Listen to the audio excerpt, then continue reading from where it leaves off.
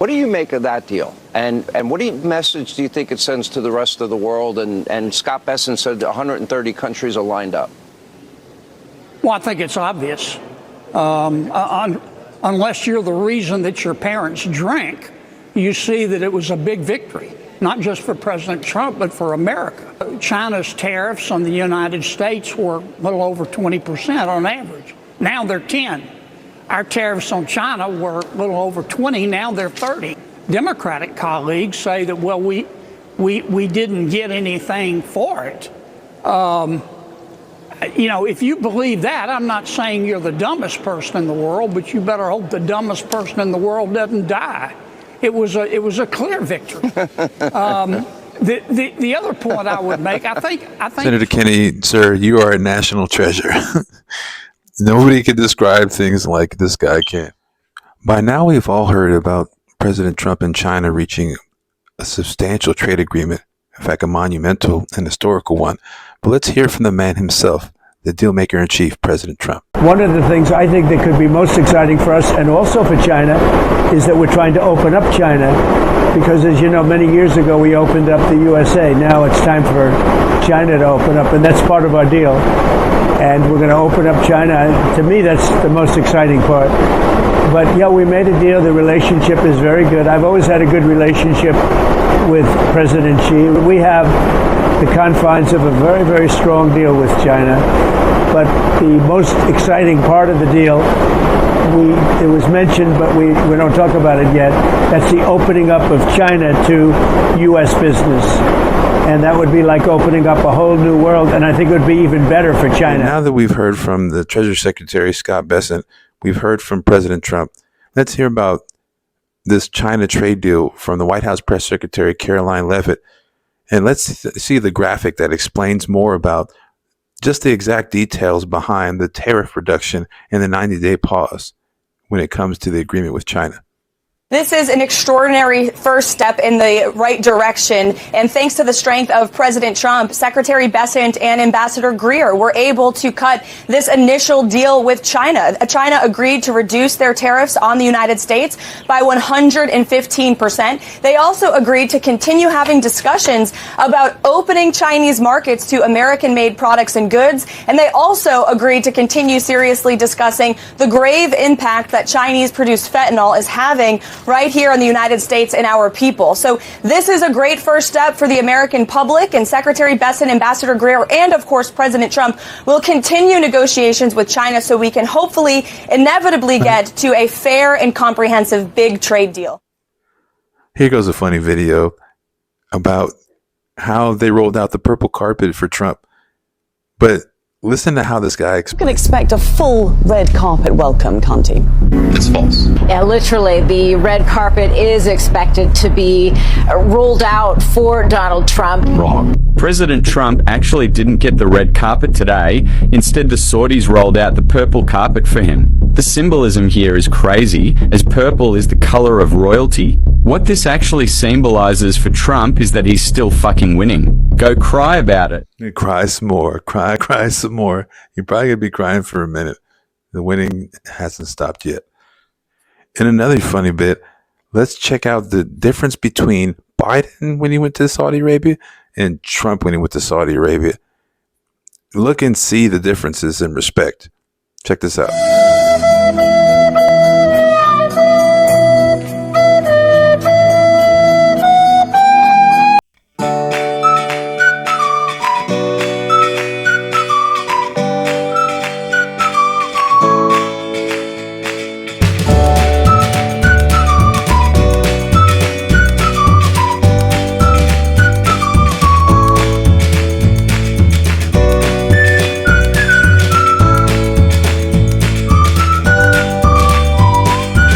600 billion investment from Saudi Arabia. Let's take a look at the White House video right here.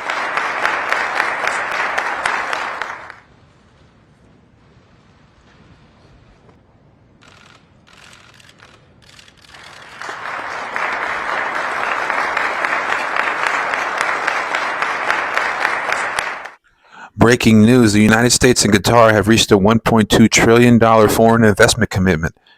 This investment commitment will lead to over 1 million jobs and the purchase of over 200 Boeing jets, among other financial disclosures.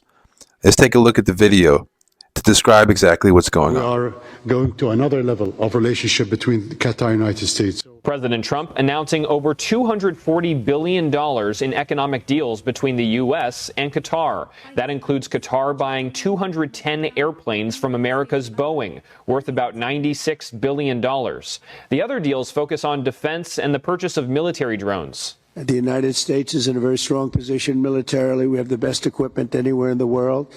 You're buying a lot of that equipment, actually. And I think Qatar has played a mediator role in the release of hostages from Gaza. The leader of Qatar also recently offered a 747 aircraft as a gift to the U.S. to be converted into the next Air Force One, which is about 40 years old now. And before leaving Doha, Trump also met with the new leader of Syria, a first for a U.S. president in over 25 years. That's after Trump announced on Tuesday that he would lift sanctions on Syria. Syria has been through years of war and a recent regime change. Trump also asked Syria, like he asked of Saudi Arabia on Tuesday, to establish diplomatic ties with Israel by signing on to the Abraham Accords. But I think they have to get themselves straightened out. I told him, I hope you're going to join when it's straightened out. He said yes. Listen to Trump take on the neocons and the people who are interventionists when it comes to destroying Middle Eastern countries and then trying to rebuild it in their image. Listen to him tell the Saudi Arabian people that they're on the right track and what they're doing is the right way to do it. And it's crucial for the wider world to note this great transformation has not come from Western interventionalists or flying people in beautiful planes giving you lectures on how to live and how to govern your own affairs. No, the gleaming marvels of Riyadh and Abu Dhabi were not created by the so-called nation builders, neocons, or liberal nonprofits like those who spent trillions and trillions of dollars failing to develop. Instead, the birth of a modern Middle East has been brought by the people of the region themselves, the people that are right here, the people that have lived here all their lives, developing your own sovereign countries, pursuing your own unique visions and charting your own destinies in your own way. It's really incredible what you've done. In the end, the so-called nation builders wrecked far more nations than they built, and the interventionalists were intervening in complex societies that they did not even understand themselves. They told you how to do it, but they had no idea how to do it themselves. Peace, prosperity, and progress ultimately came not from a radical rejection of your heritage, but rather from embracing your national traditions and embracing that same heritage that you love so dearly. Listen to the applause from the Saudi Arabian people. Wow, they really do respect President Trump, don't they?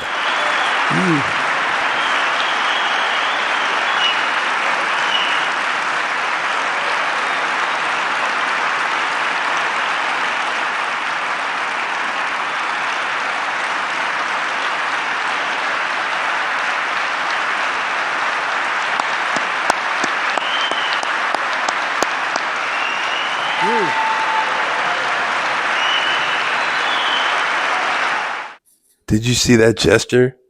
That gesture, wow. That speaks volumes. He really liked that speech, didn't he? President Trump offers the unexpected olive branch to Iran and rather negotiate than head to war. Let's hear his words about it. Yet I'm here today not merely to condemn the past chaos of Iran's leaders, but to offer them a new path and a much better path toward a far better and more hopeful future. As I've shown repeatedly, I am willing to end past conflicts and forge new partnerships for a better and more stable world, even if our differences may be very profound, which obviously they are in the case of Iran. I have never believed in having permanent enemies. I am different than a lot of people think. I don't like permanent enemies, but sometimes you need enemies to do the job, and you have to do it right. Enemies get you motivated. In fact, some of the closest friends of the United States of America are nations we fought wars against in generations past, and now they're our friends and our allies. I want to make a deal with Iran. If I can make a deal with Iran, I'll be very happy if we're going to make your region and the world a safer place. But if Iran's leadership rejects this olive branch and continues to attack their neighbors, then we will have no choice but to inflict massive maximum pressure, drive Iranian oil exports to zero like I did before, and take all action required to stop the regime from ever having a nuclear weapon. Iran will never have a nuclear weapon.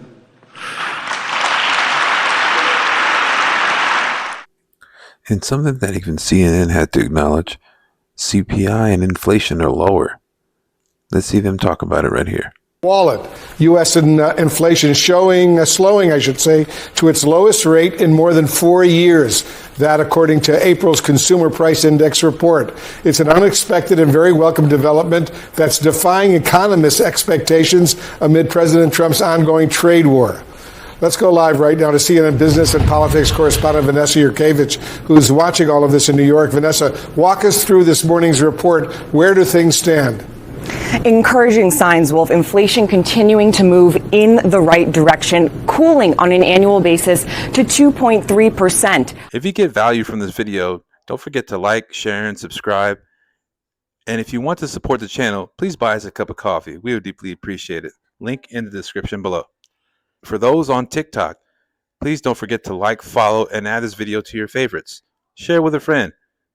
We would deeply appreciate it. In other very important news, Trump signs an executive order lowering the price of prescription drugs. Let's hear him describe it in more detail right here. I'm directing the U.S. trade representatives and Department of Commerce to begin investigations into foreign nations that extort drug companies by blocking their products unless they accept bottom line and very low dollar amounts for their product, unfairly shifting the cost burden onto American patients. And we'll be taking a look at that very strongly. That, that game is up, sorry. And if they want to get cute, then they don't have to sell cars into the United States anymore. My administration will secure what we're calling most favored nations drug pricing. The principle is simple. Whatever the lowest price paid for a drug in other developed countries, that is the price that Americans will pay. And some prescription drug and pharmaceutical prices will be reduced almost immediately by 50 to 80 to 90%. Big Pharma will either abide by this principle voluntarily or will use the power of the federal government to ensure that we are paying the same price as other countries. Here goes the HHS director, RFK Jr., telling Trump to his face how gutsy and ballsy he is for even signing this executive order and taking on Big Pharma in the first place. A major Democratic leader for 20 years has been making this promise to the American people. This was the fulcrum of Bernie Sanders' runs for presidency, that he was going to eliminate this discrepancy between Europe and the United States. But as it turns out, none of them were doing it. It's one of these promises that politicians make to their constituents, knowing that they'll never have to do it. And the reason they'll never have to do it is because they know that Congress is controlled in so many ways by the pharmaceutical industry. There's at least one pharmaceutical lobbyist for every congressman, every senator on Capitol Hill, and every member of the Supreme Court. By some estimates, 3. This was an issue that people talked about, but nobody wanted to do anything because it was radioactive. They knew you couldn't get it by Congress. We now have a president who is a man of his word, who has the courage. And I'm very, very proud of you, Mr. President, for your courage, I'll say, because I don't want to be crude, your intestinal fortitude, your stiff spine, and your willingness to stand up for the American people. And something that they really haven't covered in the mainstream media, watch Bill O'Reilly talk about how the United States has taken back control of the Panama Canal. 100%. He got. I didn't even know that. Now, you didn't hear about it because no, I thought it was a standstill. The press won't. No, he got everything, and he got it in record time, and the press won't report it because it's a victory for Trump. I thought that we were still negotiating Panama. We got what we wanted out of Panama. We got everything there. Chinese companies are out. Tariffs to put our ships through are down. U.S. troops are there providing security for the canal now. 100% he got. Which brings me to the question of this video. Did you think that Trump was going to get all of this done this week? I mean, there's story after story and deal after deal and ceasefires and everything else. I knew he would move fast, but I had no idea it would be at this pace. Are you proud of your president? Is this what you voted for? Let me know about it, how you feel about it in the comment section below. In case you missed it, the United States and China agreed to a trade deal. If you missed all the details about it, go ahead and click on this video because it's coming up right now.